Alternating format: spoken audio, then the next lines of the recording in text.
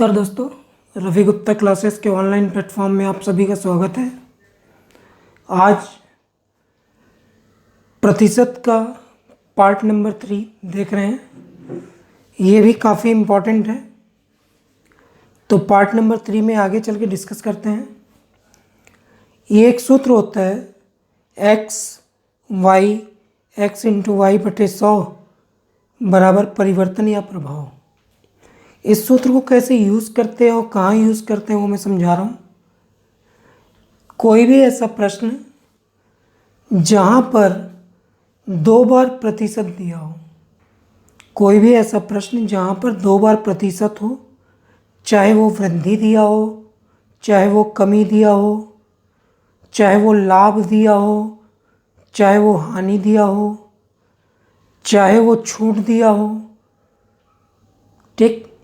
तो ऐसा कोई प्रश्न जिसमें 2 बार प्रतिशत दिए हों, चाहे वो कमी के रूप में दिए हों चाहे वृद्धि के रूप में, और अंतिम रूप से पूछा जाए कि उसमें क्या प्रभाव पड़ेगा, अंतिम रूप से पूछा जाए कि उसमें क्या प्रभाव पड़ेगा या क्या परिवर्तन आएगा, क्या प्रभाव पड़ेगा या क्या परिवर्तन आएगा, तो इस सूत्र में मान रख देने से हमारा ये प्रश्न हल हो जाता है। अगर वृद्धि देगा तो प्लस चिन्ह का यूज़ करेंगे, कमी देगा तो माइनस चिन्ह का यूज़ करेंगे। यह इस फॉर्मेट में अगर वृद्धि देगा तो प्लस, कमी देगा तो माइनस चिन्ह का यूज़ करना है। बाकी जो वो पूछना चाहेगा उसका उत्तर आपको मिल जाएगा। प्रतिशत कितनी बार होना चाहिए? 2 बार। देखते हैं। रमेश के वेतन में पहले 20% वृद्धि की जाती है। पहली वृद्धि कितने की गई? 20। फिर उसके वेतन में 10% की कमी की जाती है, तो उसके मूल वेतन में क्या प्रभाव पड़ेगा? यहाँ प्रतिशत कितनी बार दिया है? 2 बार। और पूछा क्या है? प्रभाव क्या पड़ेगा? प्रभाव का उत्तर हमको किस में बतलाना है? प्रतिशत में ही बतलाना है। जल्दी से मान रखते हैं। पहला प्रतिशत है 20% वृद्धि, तो वृद्धि को हमेशा प्लस चिन्ह के साथ रखते हैं। वृद्धि को हमेशा किस चिन्ह के साथ रखेंगे? प्लस। तो प्लस का 20 1% हो गया, मतलब x। आगे दिया 10% कमी, तो उसको रखेंगे माइनस का 10। फिर आगे x मतलब 20 गुणे माइनस का 10 और पूरे के बटे में 100। वृद्धि को प्लस चिन्ह के साथ रखिएगा, कमी को माइनस चिन्ह के साथ। काटते हैं, हमेशा यहाँ काटिए। यहाँ पे था 20 और 10, 20 प्लस का 10 माइनस का, तो 20 में से 10 गया 10। इसको हमने कैलकुलेट किया तो 2 गुणे माइनस 1 मतलब -2। इसको पूरा हल किया गया तो अंतिम रूप से कितना प्राप्त हुआ? 8। तो इस पूरे क्वेश्चन को हल करने पे अंतिम रूप से 8 प्राप्त हुआ। यदि 8 जो आया उसका उत्तर प्रतिशत ही होगा। अगर वो धनात्मक है, तो यहाँ उत्तर के धनात्मक, तो उसको लिखा जाएगा 8% की वृद्धि। तो अंतिम उत्तर अगर धनात्मक आएगा तो उसे वृद्धि लिखेंगे, और अंतिम रूप से अगर उत्तर ऋणात्मक आएगा तो उसे कमी लिखेंगे। 20% वृद्धि तो प्लस का 20, 10% कमी तो माइनस का 10। फिर उसी सूत्र में मान रखे 20 में से -10 हुआ तो प्लस का 10 बचा। यहाँ 2 गुणे 1 माइनस का 2 हुआ 8। 8 किस चिन्ह का आया? प्लस। तो अंतिम उत्तर के रूप में लिखा जाएगा वेतन में 8% की वृद्धि होगी। अगला प्रश्न देखते हैं। चाय के मूल्य 20% बढ़ाने पर पहले कितना प्रतिशत बढ़ा है? 20। पहला प्रतिशत 20% बढ़ा है।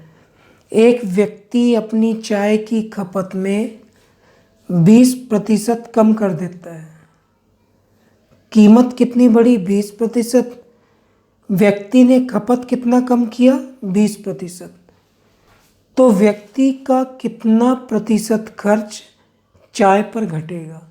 प्रश्न में प्रतिशत कितनी बार है? 2 बार। और उसने फिर से क्या पूछा? प्रतिशत। 2 बार प्रतिशत है, कमी या वृद्धि? तो पहला दिया है 20% बढ़ाने पर, तो पहले 20% बढ़ाना मतलब प्लस का 20। फिर लिखा है खपत में 20% की कमी, तो माइनस का 20।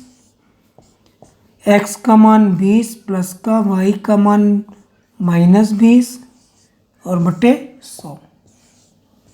0 0 हमने काटा।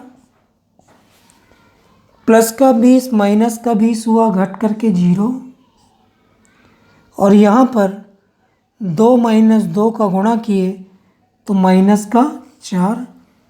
अंतिम रूप से आया माइनस का 4। लेकिन इसका उत्तर कैसे लिखते हैं? अगर कोई चीज़ माइनस में आती है तो माइनस का 4 मतलब 4% की कमी। माइनस को क्या लिखते हैं? कमी। तो यह अंतिम उत्तर हुआ 4% की कमी आएगी।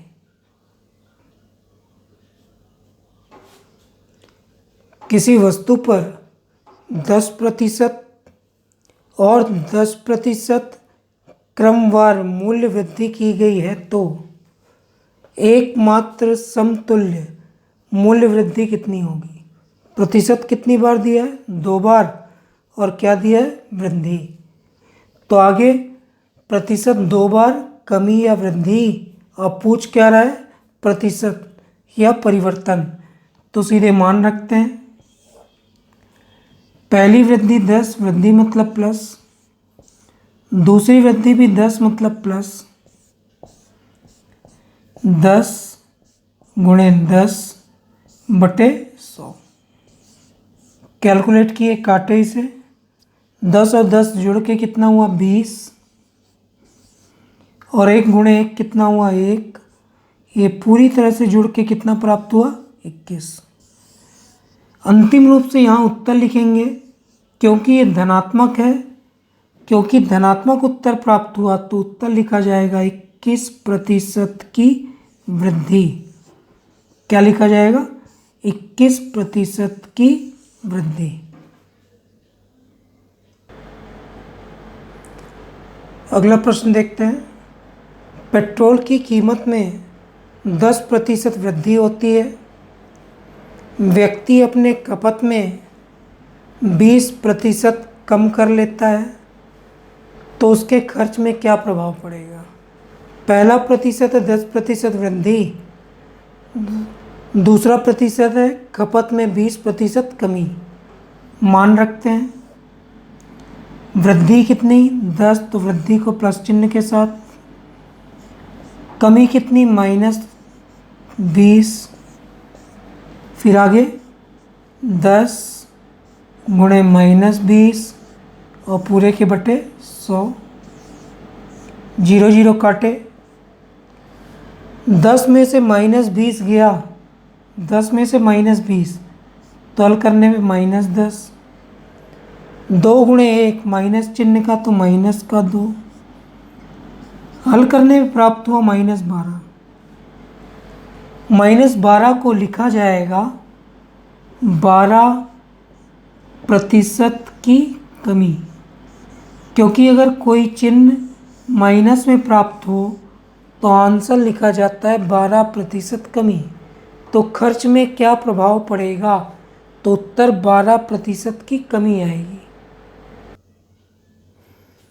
अब इसी पैटर्न का ज्योमेट्री का एक क्वेश्चन। आयत की लंबाई में 15% की वृद्धि, चौड़ाई में 10% की वृद्धि करने से प्रतिशत कितनी बार दिया है? 2 बार। लंबाई में 15% वृद्धि, चौड़ाई में 10% की वृद्धि। आगे क्या पूछता है? क्षेत्रफल में क्या परिवर्तन होगा? किसमें? क्षेत्रफल में। तो इस सूत्र का प्रयोग किसमें भी किया जा सकता है? क्षेत्रफल में परिवर्तन के लिए, लेकिन प्रश्न किससे संबंधित होना चाहिए? प्रतिशत से। तो क्षेत्रफल में परिवर्तन के लिए भी इसी सूत्र का प्रयोग करते हैं अगर प्रतिशत का प्रश्न हो। तो पहला दिया है 15% वृद्धि मतलब प्लस का 15। दूसरा दिया है 10% वृद्धि मतलब 10 प्लस का, वृद्धि को प्लस चिन्ह से, फिर 15 गुणे 10 और बटे 100। एक जीरो से एक जीरो काटे बस। 15 और 10 कितना हुआ? 25। और यहाँ 15/10 को हमने दशमलव में बदला तो 1 मतलब 1.1.5। अंतिम रूप से हल करने पे आया 26.5। तो अंतिम उत्तर इसका क्या लिखा जाएगा? ये धनात्मक है तो उत्तर लिखा जाएगा 26.5% की वृद्धि। किसमें वृद्धि? क्षेत्रफल में। क्या उत्तर? 26.5% की वृद्धि होगी। ये अगला क्वेश्चन मोस्ट इंपॉर्टेंट है, कई पेपर्स में पूछा गया है और अक्सर इसी तरह का ही प्रश्न पूछा जाता है। किसी वर्ग की प्रत्येक भुजा में 10% कमी करने से उसके क्षेत्रफल में क्या प्रभाव पड़ेगा? क्या? क्षेत्रफल। जब क्षेत्रफल में परिवर्तन पूछा जाए प्रतिशत का, क्षेत्रफल में परिवर्तन पूछा जाए प्रतिशत का, तो इसी सूत्र का प्रयोग करते हैं। तो इसमें x और y मतलब प्रतिशत कितने होने चाहिए? 2। यहाँ पे प्रतिशत क्या है? 1। क्षेत्रफल बोलेगा तो प्रतिशत का यूज 2 बार। तो हम जानते हैं वर्ग की प्रत्येक भुजा में अगर 10% बढ़ाएं तो कॉमन सी बात है, अगर वर्ग की लंबाई 10% बढ़ाएं तो उसकी चौड़ाई भी 10% बढ़ेगी, क्योंकि उसकी सारी लेंथ क्या होती है? बराबर। और लास्ट में क्या लिखा है? क्षेत्रफल में परिवर्तन। तो प्रतिशत 2 बार यूज करेंगे। सारी भुजाएं बराबर होती हैं वर्ग की, तो सारे प्रतिशत भी बराबर होंगे। 10% कमी तो माइनस चिन्ह, माइनस का 10। दूसरा प्रतिशत भी सेम रहेगा, -10। माइनस का 10 गुणे माइनस का 10 और बटे 100। काटे 0 0। -10 हुआ -20, लेकिन माइनस इंटू माइनस होता है +1। कैलकुलेट करने पे आया माइनस का 19। तो इसका अंतिम उत्तर लिखा जाएगा 19% की कमी। माइनस चिन्ह को कमी लिखते हैं तो उत्तर होगा क्षेत्रफल में 19% की कमी। अगला प्रश्न क्रय विक्रय मूल्य से संबंधित है। एक वस्तु पर 20% अधिक मूल्य अंकित किया जाता है। क्या लिखा है? 20% अधिक मूल्य अंकित किया जाता है। अंकित मूल्य पर 10% की छूट दी जाती है। 10% की छूट दी जाती है, तो लाभ या हानि का प्रतिशत क्या होगा? छूट का मतलब होता है कम करना। छूट का मतलब क्या होता है? कम। छूट मतलब 10% कम कर दिया जाता है जब बेचा जाता है। तो 20% अधिक दिया है तो प्लस का 20। 10% की छूट, छूट का मतलब होता है कम कर देना, तो 10% को वो कम कर देता है जब बेचता है। तो प्लस का 20 माइनस का 10 और बटे 100। काटा हमने, 20 में से 10 माइनस किए तो कितना प्राप्त हुआ? 10। ये 2 और ये -1 का हुआ तो माइनस का 2। कैलकुलेट करने पे आया 8। तो अंतिम रूप से उत्तर लिखा जाएगा 8% की। अब वृद्धि नहीं पूछा है, प्लस का आया मतलब लाभ, तो 8% का लाभ प्राप्त होगा। तो उत्तर 8% लाभ। जल्दी से एक नया क्वेश्चन देखते हैं। एक वस्तु पर 20% अधिक मूल्य अंकित किया जाता है। अंकित मूल्य पर 30% की छूट दी जाती है। कितने प्रतिशत की छूट? 30। तो लाभ या हानि का प्रतिशत बतलाइए। छूट का मतलब मैंने बताया है, छूट का मतलब होता है कम करना। तो मान रखते हैं 20 अधिक तो प्लस का 20, 30 की छूट, छूट मतलब कमी होता है तो -30, प्लस का 20 माइनस का 30 और बटे 100, 0 0 कटा।